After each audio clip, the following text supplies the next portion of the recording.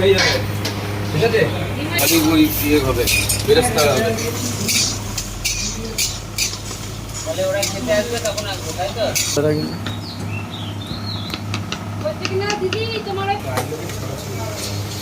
এটা কি মামা?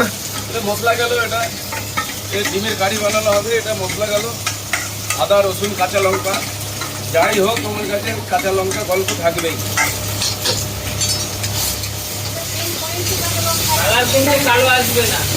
কালার কালো আসবে না, কালার যেরকম সুন্দর কালার সেরকম সুন্দরই আসবে। যেহেতু দেখতে সুন্দর আমি তো। টমেটো তো এটা ভূমিকা রাখছে নাকি? মামা আপনি কত বছর সাথে রান্নার সাথে যুক্ত? আমি আছি মনে করো 12 বছর বয়স থেকে রান্নাতে যুক্ত আমি। কেন বয়সটাও হয়ে গেল তো অনেক। সেই হিসাবে ছোটোবেলার থেকে বাবা সেই হিসাবে হোটেলটা করেছিল। সেই হিসাবে সেই আন্দাজে হয়ে গেল প্রায় 28 বছর। কি গেল টমেটো? টমেটো গেল, এবারে যাবে লবণ হলুদ যাবে। হালকা টমেটোটা একটুখানি ভেজে নিয়ে মশলার সঙ্গে কষিয়ে নিয়ে, যেহেতু এখানে আদা রসুন সব রকমই আছে, তো এটাই আমি চেষ্টা করি যে মশলাটা কষে নিয়ে যাতে এতে রসুনের স্মেলটা না আসে। কেননা রসুনের স্মেলটা আসলে সব জিনিসটা বাজে লাগে, খেতেও বাজে লাগবে, বলবে কাঁচা রান্না হয়েছে। সেটা হলো এই যে তেলের উপরে মশলার উপরে চিনিটা একটুখানি দেওয়ার মানে যে ওতে কালারটা আরও ওটাই আসে।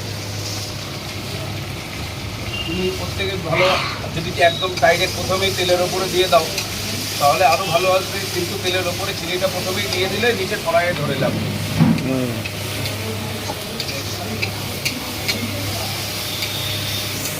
দেখো হলুদ পরিনি, সবে কালার এখন শুরু হয়েছে।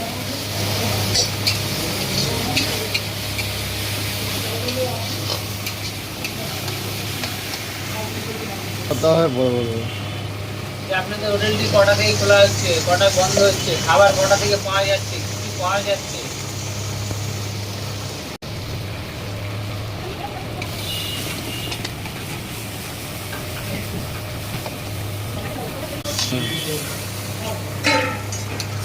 জল দিয়ে দেওয়া হচ্ছে তাই তো? হ্যাঁ, জল দিয়ে মশলাটা এবার হালকা গ্রেভি টাইপের হবে, ওই জন্য জলটা দিতেই হবে। বলো। এই যে সব থেকে এই যে জিনিসের আবার কালার আসার একটা আরেকখানা গুণ আছে, সেটা হলো জলেরও গুণ। এরকম আমার কিনা জল এখানে পাশে আছেই রেডি, কিনা জলে রান্না হয় আমার। ওদিকটা দেখি যাও ঢপ। এটা কি যাচ্ছে মামা? এটা একটু কাশ্মীরি হালকা যেটুকু নিয়ে আসে, একটুখানি পরিমাণ হিসাবে দিয়েছি। কারণ বেশি দিলে তিতো হবে। জিনিস দেখো মশলা সমেত পেঁয়াজ সমেত বাবুদা, সব গাঢ় হয়ে গেছে। বাবুদা বলছি এই যে ডিমটা সম্পূর্ণ সব কটা গা পরিষ্কার একদম যত্ন করে, এ ব্যাপার ভাঙছে না ফাটছে না। বাড়িতে আমরা 10টা ডিম সেদ্ধ করলে একটা ফেটে যাচ্ছে, আমার কাছেও- রাতে যেরকম বেরিয়ে থাকে এরকম আমার বেরিয়ে কাছেও ফাটে, আমার কাছে ফাটে না তা না, তো ওটা সব প্রসেস একই। তো কিন্তু আমরা সেইগুলো নিই না, ঠিক আছে? মনে করো এই যে সেগুলো কি করো দাদা? সেগুলো আমরা চলে যাই আমাদের ভেতরে। তোমরা খেয়ে নাও, এই আমরা যে খেয়ে নিই। শুধু খাও বা যা করে খাও? সঙ্গে সঙ্গে ছাড়ানোর সঙ্গে সঙ্গে যখন দেখছি যে তখনই ছেড়ে দিই। আর এই ডিমের কাঠির দাম কত রয়েছে? এটা 15 টাকা করে। খেতে হলে আসতে হবে কোথায়? ওই স্বপন হোটেল ঘুনি আলদাপাড়ার মোড়। এই হোটেলটি কত বছরের পুরনো? এটা হয়ে গেল 29 বছর হয়ে গেল। এরকম ডিমের 29 বছরের পুরনো এই হোটেলে, মানে কৃষ্ণনগরের বুকে একটাই রয়েছে? না, হয়তো আরো পুরনো হোটেল আছে কিন্তু ঘূর্ণিতে নেই? ঘূর্ণিতে নেই, ঘূর্ণিতে ছিল, সব হোটেল বন্ধ হয়ে গেছে সব। তো প্রতিদিন আপনাদের হোটেলটি কটা থেকে খুলছে? আমি 7টার সময় থেকে আমার তো কাজ চালু হয়ে যায়, 7টা থেকে 9টা পর্যন্ত থাকি। 9টার পরে একটু আমরা ভাত কটা থেকে পাবো? ভাত ওই 10টার পর থেকে। রুটি? রুটিটা তুমি ওই 12টার থেকে পাবা। তুমি রুটির সাথে কি দিচ্ছ আমি খাবার? সঙ্গে কিছুই দিচ্ছি না, যা নিতে হবে তোমাকে সব সেপারেট নিতে হবে। যেরকম সবজির প্লেট? সবজি প্লেট এবার সবজির উপর নির্ভর করবে যে সবজিটা আমি এটা কত প্লেট ভেজবো। যেরকম ম্যাঙ্গা যদি তরকারি হয় তাহলে সেই হিসাবে দাম, সস্তা তরকারি হলে সস্তা মানে দাম। আমি সর্বোচ্চ কত টাকায় পাবো একটা তরকারি? সর্বোচ্চ মিনিমাম 50 টাকা প্লেট পাবা তুমি। আর নিচে? নিচে 40 টাকা। যাবে ডিম।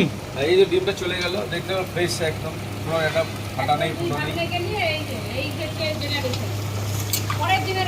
এই আরেকখানে জিনিস খরিদ্দার বললো চেক করবে, আমি চেক করে দেখি না যে লবণ আছে কি ঝাল আছে। না চেক করে বুঝে যাও। না চেক করেই বলবো, এই যে স্মেলটা বলে দেবো যে হ্যাঁ এতে কী কম আছে। ডিম কমপ্লিট। সব জিনিসে সব কিছু খাটে না, তো যে জিনিসে যেটা খাটে সেই জিনিসে সেটা দিতে হবে। তো ওই জন্যই ধনে পাতাটা এখন বাজার থেকে এলো, পেলাম হাতের গোড়ায়, তো ওটা দিয়ে দিলাম, ফ্লেভারটা আরও বেশি বেটার হয়ে গেল। ডিম কমপ্লিট হবে তাই তো? ডিম কমপ্লিট হয়ে গেল। মাত্র 15 টাকা, খেতে হলে আসতে হবে 57 টাকা।